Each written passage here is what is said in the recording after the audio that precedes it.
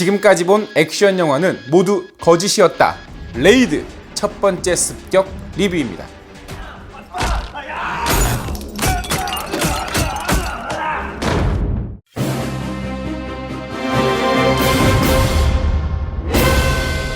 (10년) 동안 단 한 번도 습격을 받지 않았던 깽단의 아파트. 이 범죄 조직의 우두머리를 잡기 위해 20명의 특수경찰 대원들이 건물 안으로 진입합니다. 한층 한층 무사히 제압해 나가는 듯 싶었지만 한순간의 실수로 탄로나면서 이젠 살아남기 위해 적들과 싸워야만 하는 운명에 처하게 되는데요. 과연 주인공 라마와 일행들은 무사히 이곳에서 탈출할 수 있을까요? 범죄 액션 영화입니다.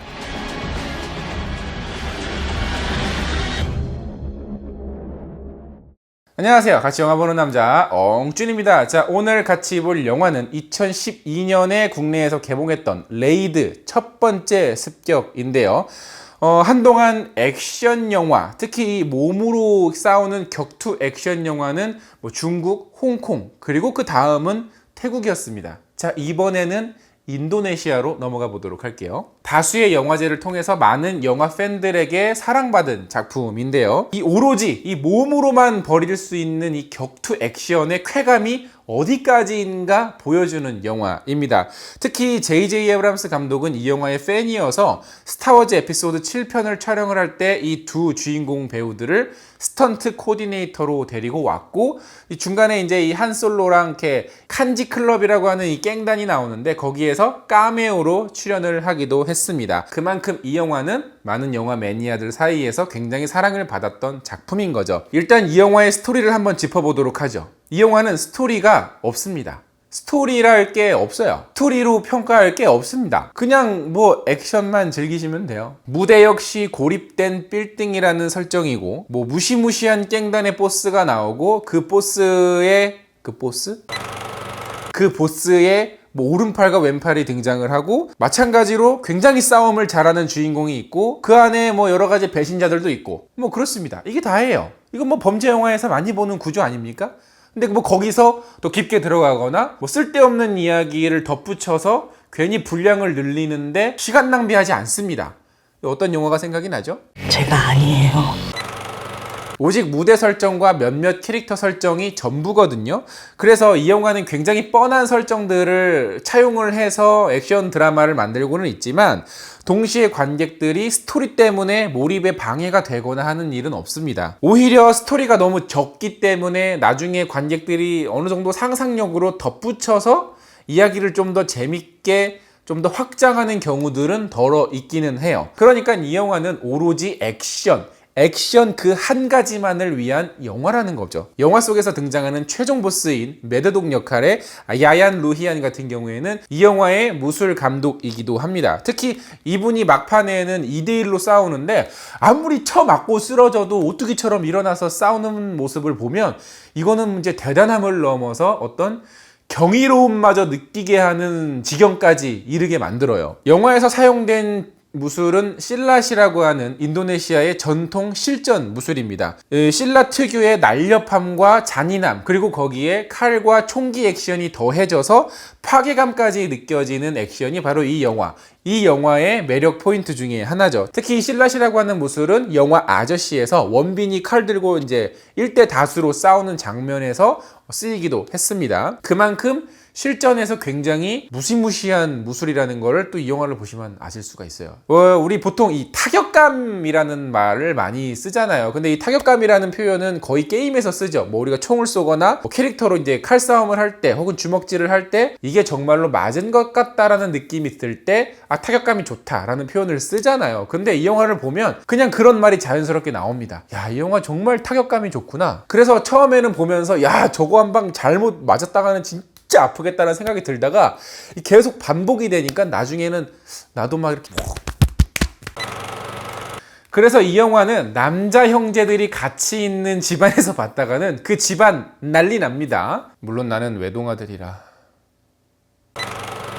특히 복도에서 주인공 라마가 조직원들을 상대로 일대 다수로 벌이는 이 액션씬 같은 경우에는 손꼽히는 명장면 중에 하나인데요.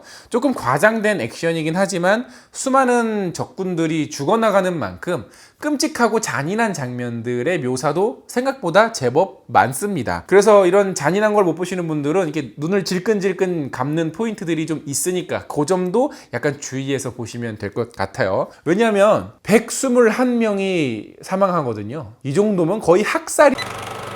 또 초중반에는 조직원들과 이 주인공 경찰 일행들 사이에서 벌이는 이 숨바꼭질 같은 장면에서 그 긴장감이 굉장해요.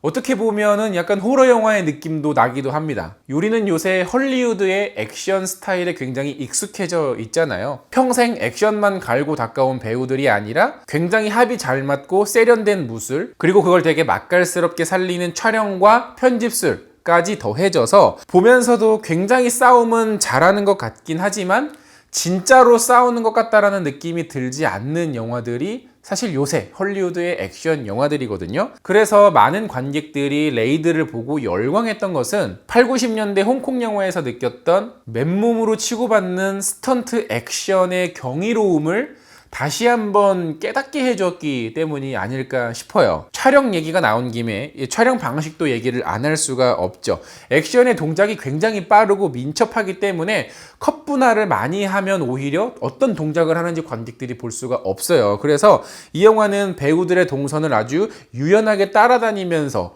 어떻게 때리고 어떻게 맞는지 명확하게 볼 수가 있습니다. 거기다가 롱테이크로 찍고 있지만 우리가 뭐 테이큰이라든가 본 시리즈에서 느끼는 이런 컷 분할이 느껴지는 그런 또 타격감의 액션을 볼 수가 있으니까 그 점 역시 이 영화의 매력 포인트가 되겠죠.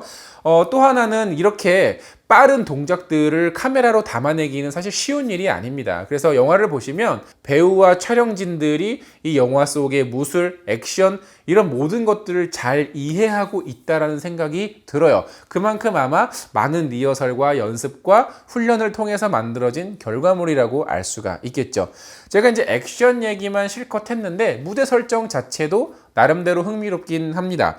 깽단이 소유하고 있는 건물을 한 층 한 층 올라가면서 벌이는 이게 심장을 조여오는 이 압박감도 이 영화의 재미 포인트고요. 근데 뭐 설정상으로는 30층이긴 하지만 이 영화에서는 그냥 보스가 두목이 15층에 있습니다. 또 갱단의 두목인 타마 역할도 두목답게, 보스답게 무시무시한 카리스를 선보이는데요. 사실 인도네시아어가 우리에게 익숙한 말이 아니잖아요. 그런데 역시 악역은 어느 나라 말을 써도 악역 같다라는 느낌이 들어요. 그래서 인도네시아어의 이 묘한 억양이 주는 그런 공포스러움이 이 보스 캐릭터를 통해서 느낄 수가 있어요. 또 등장인물 중에 대구라는 인물이 나오는데요. 여러분 당황하지 마세요. 이거 뭐 생선 대구도 아니고 데프리카, 그냥 이름의 발음이 대구일 뿐이에요. 그래서 사실 나도 보면서 이렇게 자막을 읽다가 나도 깜짝 놀래. 대구. 왜 삑 안 해? 내가 이렇게 헛소리 하면 삑 해줘야지 왜 안 하는 거야? 나를 이렇게 아재로 배우 이연걸은 옹박을 보면서 이제는 제3세계의 무술 배우들이 액션계를 지배할 것이다 라는 말을 했었습니다. 옹박의 무에타이가 바로 그랬다면 이번에는 인도네시아 레이드의 실랏이 바로 그런 매력을 보여주는 것 같아요. 영화라서 과장된 액션이기는 하지만 실전에서 사용되는 무술의 이 잔인한 매력을 엿볼 수 있는 레이드, 굉장히 추천드리는 영화고요. 빅플릭스에서 무료로 관람하실 수 있습니다. 자, 영화 보고 오신 분들 계시면 영화에 대한 의견 댓글로 많이 달아주시고요. 영상 재밌으면 좋아요 누르는 거 잊지 마시고 구독 버튼 아직 안 누르셨으면 구독 버튼도 눌러주세요. 그러면 저 엉준이 앞으로 영화 리뷰를 제작하는 데 있어서 정말 큰 도움이 된답니다. 그럼 저 다음에 더 재밌는 영화 리뷰로 찾아뵙겠습니다. 그럼 전 다음에 만나요. 안녕!